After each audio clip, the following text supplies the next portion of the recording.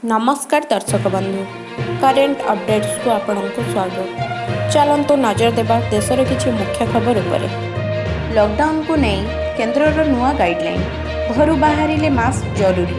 यह सह छेप और लाल कोरोना व्यापी थाए, तेणु एणे तेणे छेप न पकाइबा परामर्श दि जाइछि। मद, पान, गुटखा और तंबाकू बिक्री संपूर्ण बारण। राज्य में गंजाम जिला पर भद्रक जिलापाल निर्देश जारी कले, एणे तेणे छेप पकाइले 500 टंका जरिमाना। राज्यर 20 तारीख सुधा सबु जिले में कोविड हॉस्पिटल प्रतिष्ठा लक्ष्य। लॉकडाउन बेले सबु घरोई बिजुली उपभोक्ता को रिहाती। एप्रिल और मे मासरे मिलिबो अतिरिक्त 4% छाड़। सेसु, नेस्को, साउथको, वेस्को को निर्देश देला ओईआरसी। भारतीय स्टेट बैंक तार ग्राहक मानक पई खुशी खबर आनिछि। गतकाली एसबीआई वेबसाइट रे जून 30 पर्यंत एटीएम रो टंका उठाइबा उपरे कौनसी देय कराजिबो नाही बोली घोषणा करिछि। एही सुविधा जोगु एसबीआई ग्राहक माने अन्य बैंक रो एटीएम रो मध्य बिना कौनसी देय रे जून 30 पर्यंत टंका उठाई परिबे। लॉकडाउन बेले बुक होइतिबा विमान टिकटर संपूर्ण टंका फेराइबाकू बेसामरिक विमान चलाचल निर्देशालय पक्षरु समस्त विमान कंपनी को निर्देश दिया जाइछि। बातिल अनुरोधर 3 सप्ताह मध्य टंका फेरस्त पर निर्देशनामा जारी होइछि। अधिकांश घरोई विमान कंपनी बुक होइतिबा टंका फेरस्त करने को मना करने सह यात्रा पई अन्य दिन विकल्प देबा परे बहु ग्राहक एने अभियोग करथिले, जहा फल बेसामरिक विमान चलाचल निर्देशालय पक्षरु एपरी निर्देशनामा जारी होइछि। लॉकडाउन जोगु गाड़ी किंबा स्वास्थ्य बीमा सरी जाइछि कि? तेबे चिंता करंतु नाही। ए नहीं केंद्र सरकार एहार अवधि बढ़ाई।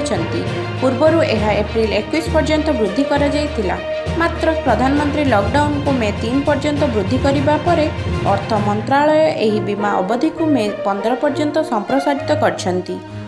एही समय रे इंश्योरेंस अवधि सरी जाइथिले भी खाउटी समस्या भोगिबे नाही। किंतु मोटर गाड़ी क्षेत्र में ए नियम केवल तृतीय पक्ष बा थर्ड पार्टी इंश्योरेंस निमंते लागू हेबो। आपण जूम आप व्यवहार करछंती कि? तेबे सावधान हो जांतु। लॉकडाउन बेले वीडियो कॉन्फ्रेंसिंग पई एही ऐप को अधिक व्यवहार करा जाउछि। लोके घरे बसी ऑफिस संबंधी कार्य जूम वीडियो ऐप माध्यम रे करछंती, जहा फल रे गत किछि मास मध्य रे एही ऐप रो व्यवहार बढ़िछि। तेबे गृह मंत्रालय एही ऐप व्यवहार को नहीं सतर्क करा जाइछि। आपण सतर्क न रहिले आपणक व्यक्तिगत तथ्य हैक हेबार संभावना रहिछि।